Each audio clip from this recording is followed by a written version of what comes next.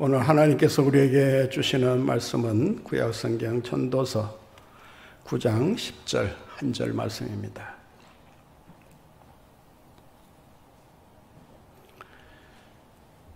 한 목소리로 함께 봉독하겠습니다. 내 손이 이를 얻은 대로 힘을 다하여 할지어다. 내가 장차 들어갈 수월에는 일도 없고 계획도 없고 지식도 없고 지혜도 없음이니라. 아멘.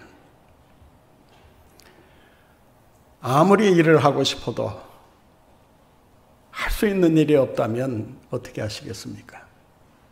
만약 그런 시대가 도래한다면 생계 문제는 어떻게 해결할 것이며 하루 종일 그 시간을 무엇을 하며 지내려고 하십니까? 코로나 바이러스 사태가 지속되면서 비대면 사업에 대한 이야기와 노동의 종말에 대한 이론이 심심치 않게 터져나오고 있습니다. 노동의 시대는 끝났다. 앞으로는 일을 아무리 하고 싶어도 할 수 없는 때가 오게 될 것이다. 수많은 전문직과 일자리들이 사라지게 되고 새로운 일자리가 나타나긴 하겠지만 그러한 일자리는 고도의 전문 지식을 요하는 그런 일자리가 될 것이다. 이런 현상으로 인해서 양극화 현상이 이 사회에 첨예하게 벌어지게 될 것이다. 첨단 기술을 관리하고 정보를 통제하는 엘리트 집단과 거대한 실업자 집단이 이제 이 사회를 움직여 나가게 될 것이다 라고 예고하고 있습니다.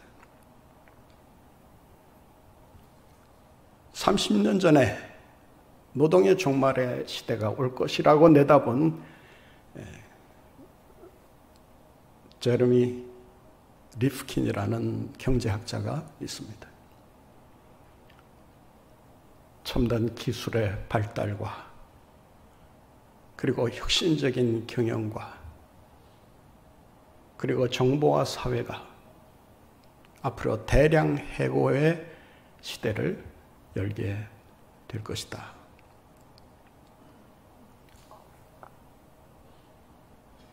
노동의 종말이 오고 있는 이러한 시대 속에서 과연 우리가 우리에게 맡겨진 일을 어떻게 수행해 나가야 하는가? 일의 의미가 무엇이고 노동의 정신이 무엇인가? 여기에 대해서 깊이 고민할 수밖에 없는 그런 시대로 접어들었다고 하는 것입니다. 옥스퍼드 대학교의 교수로 있는 다니엘 시스킨드라는 이 영국 그 정부의 그 정책을 책임지는 그 연구원으로도 일하고 있는데 이분이 최근에 쓴 책이 화제를 불러일으키고 있습니다.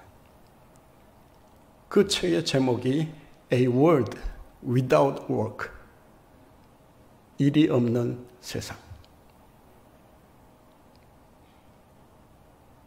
어떻게 보면 상당히 충격적인 내용을 담고 있다라고 할 수 있습니다.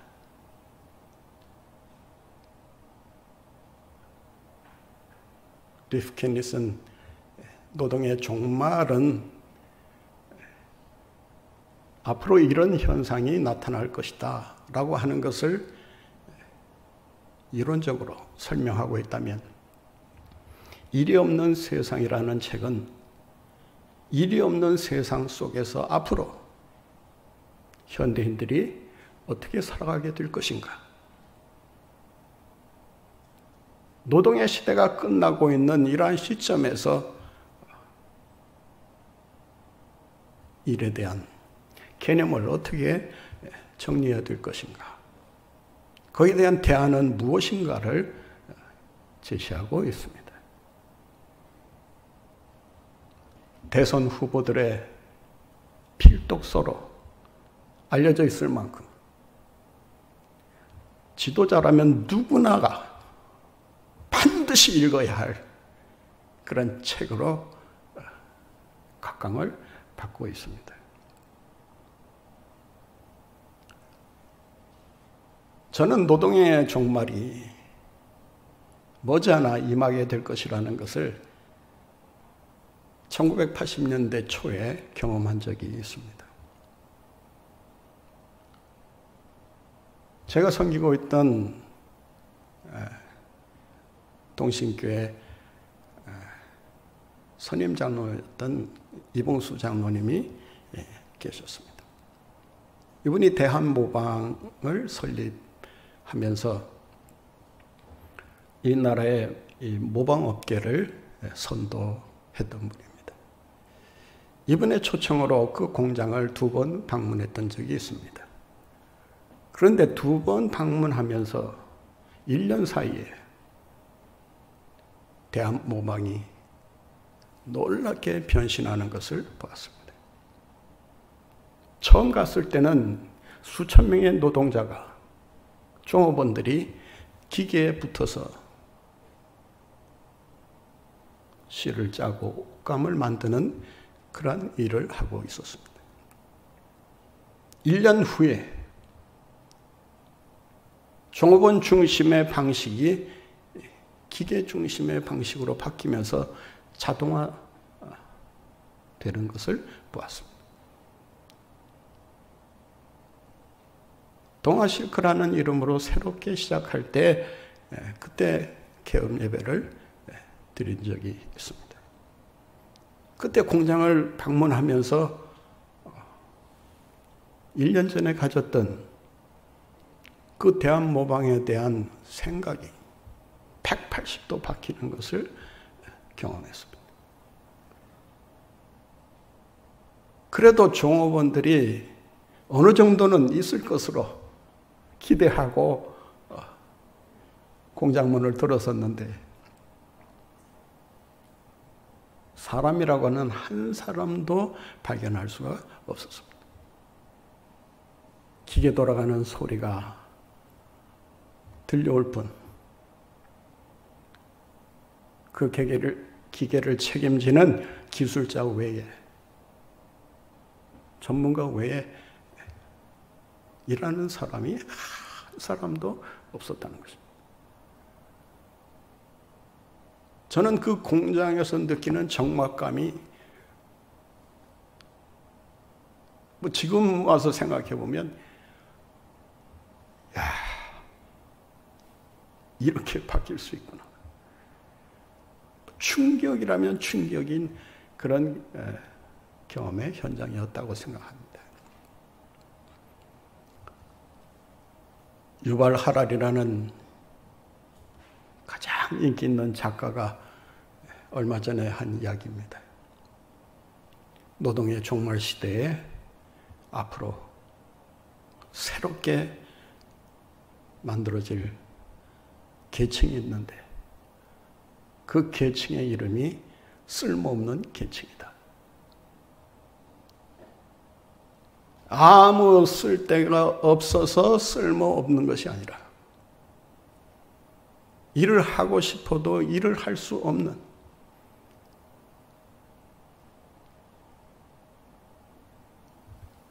그런 위치에 있는 사람들이 그러한 계층을 이루며 살아가게 될 것이다.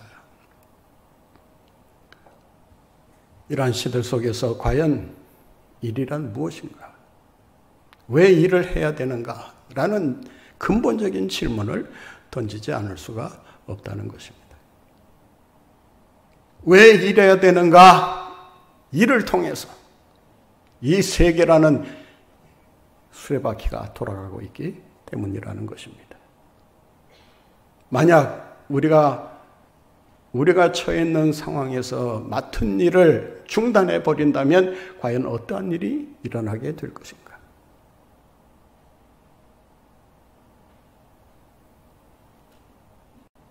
얼마 전 환경미화원 노조 문제로 아파트의 쓰레기가 몇 주 동안 방치된 적이 있습니다. 저는 그 현실을 보면서 두 가지를 생각했습니다. 사람이 쓰레기를 참 많이 버리는구나. 나부터도 쓰레기를 줄여보려고 가진 애를 쓰지만 쓰레기가 안 나오는 날이 없다는 것을 느끼게 됩니다. 또 하나는 쓰레기 수거에 종사하는 사람들이 만약 일을 하지 않는다면 어떻게 될 것인가? 쓰레기 대란으로 도시는 한순간에 혼란에 휩싸이게 될 것이 아닌가.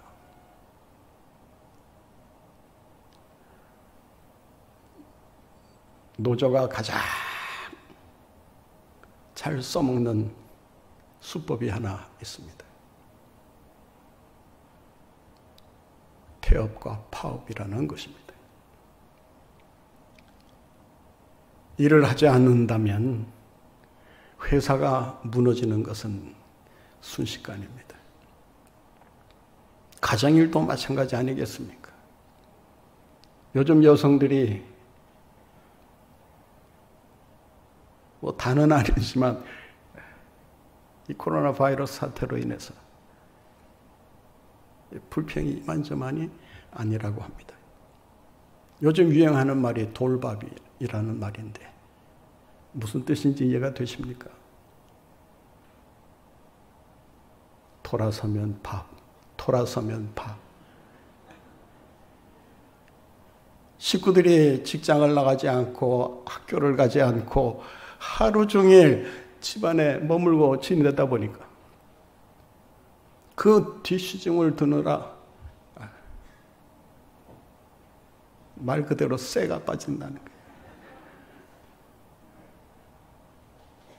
하루 종일 밥하고 설거지하고 돌아서면 또 밥하고 설거지하고 돌아서면 또 밥하고 설거지하고 이런 반복된 일상 속에서 과연 가정일이란 뭐냐? 여성들이 만약 그 일을 중단한다면 가정의 생존이 아마 위태로워질 수 있습니다.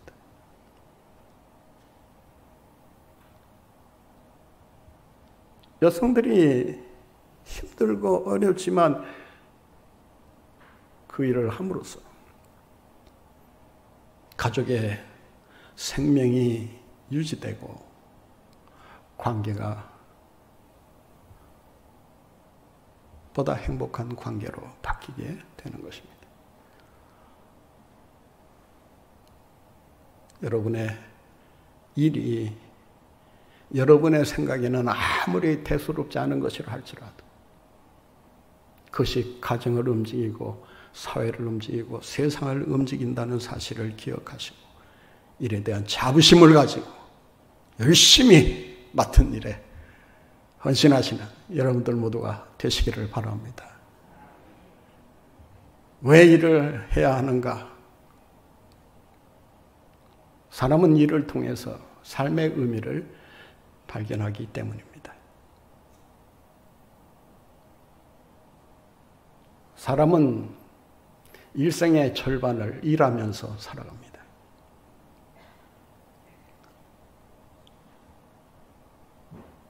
따라서 일을 통해서 삶의 의미를 찾지 못하면 그 무엇을 통해서도 삶의 의미를 발견하기가 쉽지 않다는 것입니다. 사람들이 어리석은 생각을 하면서 살아갑니다. 일에서 삶의 의미를 찾기보다는 일 외에 다른 것에서 삶의 의미를 발견하려고 발버둥칩니다.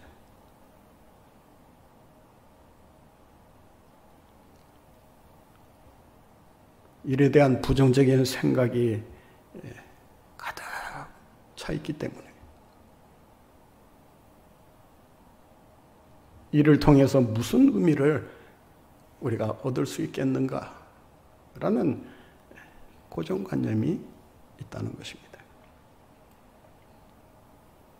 여러분 한번 생각해 보세요. 일 외에 우리가 삶의 의미를 찾을 수 있는 여러 가지가 있을 수 있어요. 여행을 통해서, 휴가를 통해서,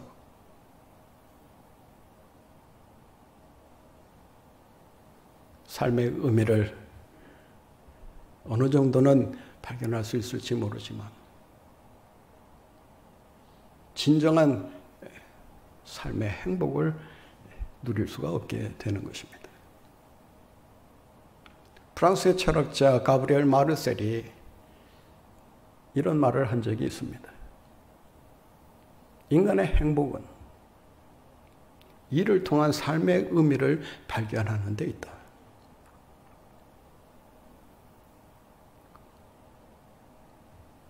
그가 그 이야기를 하면서 기차 정거장에서 일하는 영무원의 예를 듭니다. 하루 종일 똑같은 자리에서 승차표에 구멍을 내주는 이 단순한 일을 하며 살아가는 그 영무원을 보면서 얼마나 지겨울까.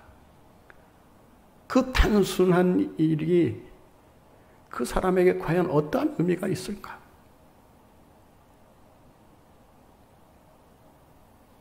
밥 먹고 살아야 하는 그 밥벌이의 의미 이상의 의미를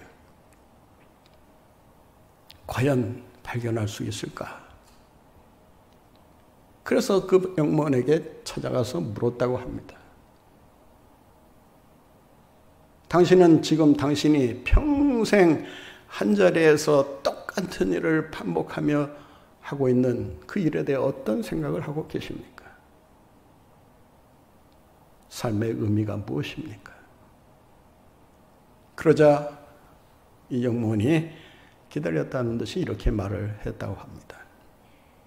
제가 구멍을 내주는 그 승차표를 들고 프랑스 시민들은 제각기 자기의 일터를 향해 힘차게 달려갑니다. 그런 의미에서 저는 프랑스의 관문 역할을 하고 있습니다.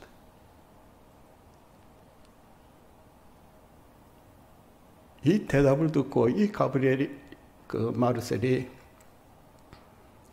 무릎을 쳤다는 거 아닙니까?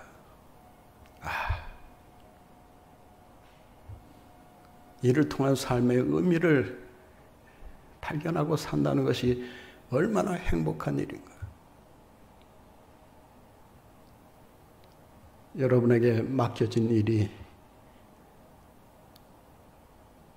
여러분 자신이 생각할 때나 다른 사람들이 평가할 때 보잘것없어 보인다 하더라도 그 일을 통해서 삶의 의미를 발견하고 진정한 인생의 행복을 누리며 살아갈 수 있다면 그 사람이야말로 일터의 승리자라고 할 수 있을 것입니다. 일터 인생을 살아가는 우리 인생들이 일을 통해서 삶의 의미를 회복할 수 있어야 합니다. 왜 일하면서 살아가야 되느냐? 무엇 때문에 우리가 그렇게 일에 매달려 살아가야 하는가? 사람은 일을 통해서 자신의 사명을 성취해 가기 때문입니다. 아무리 위대한 사명을 가지고 있다 하더라도 그 사명을 위해 일을 하지 않는다면 그 어떠한 일도 이뤄낼 수 없다라고 하는 것입니다. 사명은 말로 하는 것이 아니라 일을 통해서 하는 것입니다. 내 사명은 이런데 저런데 큰 소리는 치면서 정작 그 사명을 위해서 해야 할 일을 제대로 시작하지도 않고 있다면 도대체 그 사람을 통해서 무슨 사명을 성취할 수가 있겠습니까? 사도 바울은 주님으로부터 받은 한 가지 사명, 복음 전하는 일을 위해서는 자기의 목숨도 아끼지 아니하고 최선을 다하겠노라고 고백한 적이 있습니다. 주님의 사명을 위해서 자기에게 주어진 일을 최선을 다해 감당하는 것이야말로 그 사명을 이룰 뿐만 아니라 그 사명 성취를 통해 하나님의 영광을 나타낼 수 있을 것입니다. 사명의 실패자로 사는 삶은 간단합니다. 일을 안 하면 됩니다. 일을 안 하면 아무 일도 일어나지 않는다는 것을 잊지 말아야 합니다.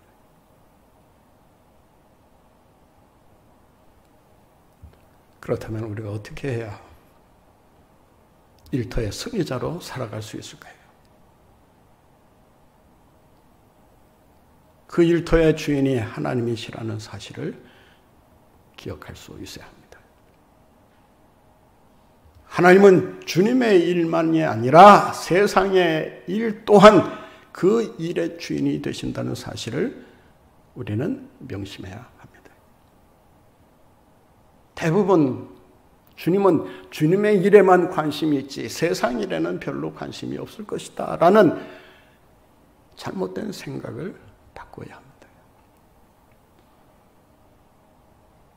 주님의 일이든 세상의 일이든 그 일이 주님을 위한 일이라면 그 일은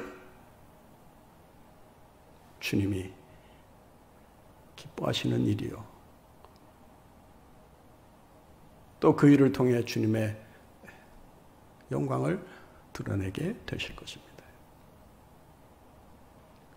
사랑하는 성도 여러분, 주님의 일과 세상의 일을 구분해서 세상의 일은 어떻게 해도 괜찮고 주님의 일은 주님의 일이니까 힘써야 된다. 이런 사고부터 고쳐야 합니다. 세상의 일도 그 세상의 일이 주님의 영광을 위하는 일이라면 주의 일이 될 수 있습니다. 꼭 교회에 와서 봉사하고 전도하고 교육을 해야만 그것이 주의 일이 아니라고 하는 것입니다. 여러분이 세상에서 하고 있는 일을 통해서 하나님의 영광을 드러내고 있다면 그 사람이야말로 정말 하나님께서 쓰시는 귀한 일꾼이라고 할 수 있을 것입니다.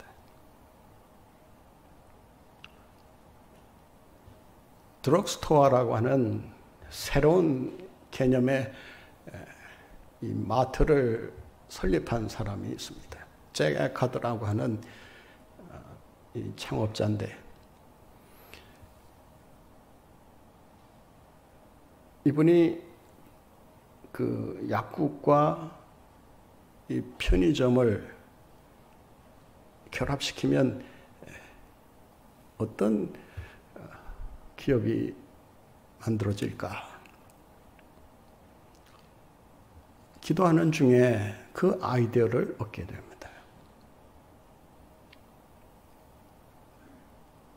우리나라는 약국 하면 약만 팔아야 하지만 미국의 이 드럭스토어는 약국도 하면서 편의점에서 파는 모든 물건을 취급하는 그런 사업의 일종이라고 할 수 있습니다. 미국은 우리나라처럼 동네마다 편의점이 있는 게 아니고 대형 마트들이 있기 때문에 이 편의점을 찾기가 굉장히 어렵습니다. 그러니까 이 불편함을 해결하기 위해서 사람이 많이 가는 이 약국과 이 편의점을 같이 운영하면 좋겠다. 그는 그 사업을 시작하면서 이렇게 고백합니다. 내게 주신 재능과 이 기업은 다 주님께서 주신 것이기에 주님의 영광을 위해서 내가 앞으로 사용하겠다. 수천 개의 그 체인점을 운영하면서 막대한 돈을 벌어들입니다. 그는 그 수익금으로 주님의 영광을 나타내는 일에 큰 일을 많이 했던 사람입니다.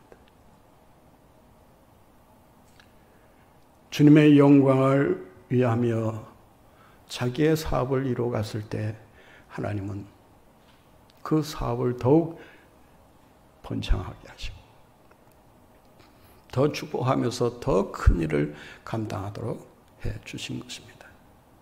사랑하는 성도 여러분, 여러분의 하고 있는 일이 무엇이든 큰 일이든 작은 일이든 소소한 일이든 뭔가 의미 있는 일이든 그 일을 통해 주님의 영광을 드러내며 살아가시는 여러분들 모두가 되시기를 바랍니다. 일터의 승리자가 되기 위해서는 어떻게 해야 하는가? 오늘 말씀해 보면 그 비결을 이렇게 가르쳐주고 있습니다. 같이 한번 봉독합니다. 내 손이 이를 얻는 대로 어떻게 하라고요? 힘을 다하여 일하라. 설렁설렁 하지 말고 대충 하지 말고 힘을 다하여 일하라.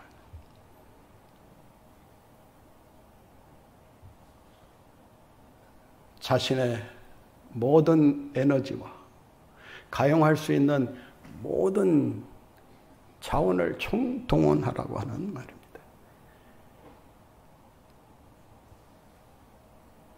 힘써서 일하라는 이 말씀은 일에 대한 보상이 반드시 주어지게 된다는 것을 의미하고 있습니다.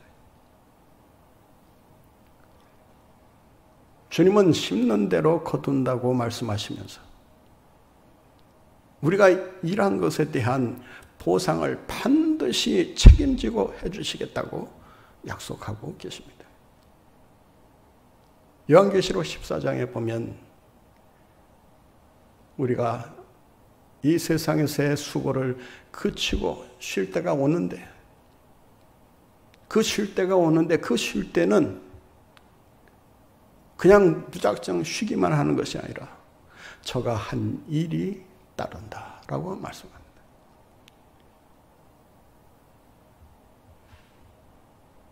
우리가 이 세상에서 최선을 다해 일했다면 그 일에 대한 보상을 세상은 책임지지 못할지라도 하나님은 책임져 주신다 말씀하고 있습니다. 그 보상을 이 세상에서 받지 못하는 그런 일로 인해서 많은 사람들이 모든 것을 투자하기를 꺼려합니다. 그러나 여러분, 세상은 떼어먹고 사기치고 손해를 입힐 수 있지만 우리 주님은 일에 대한 보상을 분명히 하신다는 것을 기억하시고 열심히 힘을 다하여 일하는 진정한 일꾼들이 다 되시기를 간절히 바랍니다. 운동선수들이 금메달을 따고 기자회견을 하면서 하는 말이 있습니다. 무슨 말인지 혹시 기억하십니까? 한번 따라해 보실까요? 땀은 배신하지 않는다. 땀은 배신하지 않는다. 우리가 흘린 땀과 눈물은 결코 배신하지 않는다. 그들은 자신의 경험을 통해서 다른 사람과 비교해서 더 열심히 땀을 흘리고 훈련할 때 그 결과가 어떻게 주어지는가를 그는 알고 있는 것입니다. 주님은 이 세상에 나는 새들을 다 먹이십니다. 먹이시는 거 맞지요?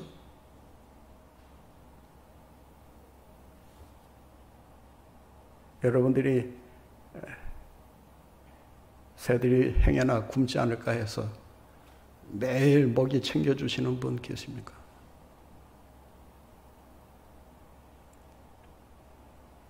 병들지는 않았을까 해서 늘 그 상태를 살피면서 병원 데려갈 생각하고 계시는 분 계십니까?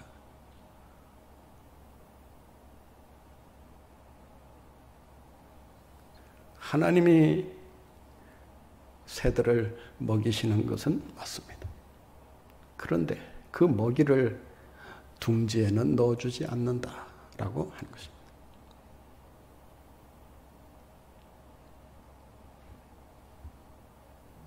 하나님은 이를 통해서 하나님의 역사를 나타내기를 원하시지 일도 하지 않으면서 주님의 일을 행할 수가 없다는 사실을 우리에게 가르쳐주고 있는 것입니다. 힘써서 일하시는 가운데 주님으로부터 놀라운 보상을 받아 누리시는 여러분들 모두가 되시기를 바랍니다. 어떻게 해야 우리가 일터의 승리자가 될 수 있을까요? 오늘 말씀에 보면 이런 말씀이 기록되어 있습니다. 같이 보겠습니다. 내 손이 이를 얻는 대로 힘을 다하여 할지어다. 내가 장차 들어갈 수월에는 뭐도 없다? 일도 없고, 뭐도 없다? 계획도 없고, 뭐도 없다? 지식도 없고, 뭐도 없다? 지혜도 없다. 일할 수 없는 종말의 때가 우리에게 언젠가 닥쳐온다는 것입니다. 일을 아무리 하고 싶어도 할 수 없는 때가 온다는 것입니다. 일도 일할 수 있는 기회와 시간이 정해져 있습니다. 무한정 우리가 일하면서 살아갈 수 없습니다. 병들면 일하고 싶어도 할 수 없습니다. 사망에 이르면 아무것도 할 수 없습니다. 그때 가서 아이고 좀 더 일했어야 되지, 좀 더 충성해야 되는데, 아유 좀 더 베풀면서 살았어야 되는데, 여러분 후회해봐야 아무 소용이 없는 것입니다. 충성해야 될 때 충성해야 합니다. 나중에 형편이 피면, 좀 여유가 생기면 그때 가서 하지. 여러분, 그렇게 할 수 없는 때가 오는 것입니다. 계획도, 지식도, 지혜도 다 무용지물이 될 수밖에 없는 그런 상황에 처할 수가 있습니다. 주님이 오라 부르시는 그날까지 더 이상 일을 할 수 없는 그 상황에 이를 때까지 주님이 우리에게 맡겨주신 일에 힘쓰고 그 일을 통해 주님의 뜻을 이루어드리는 여러분들 모두가 되셔서 일터의 승리자로 살아가실 뿐만 아니라 더 나아가 하늘나라의 승리자로 우뚝 서시는 여러분들 모두가 되시기를 간절히 바랍니다.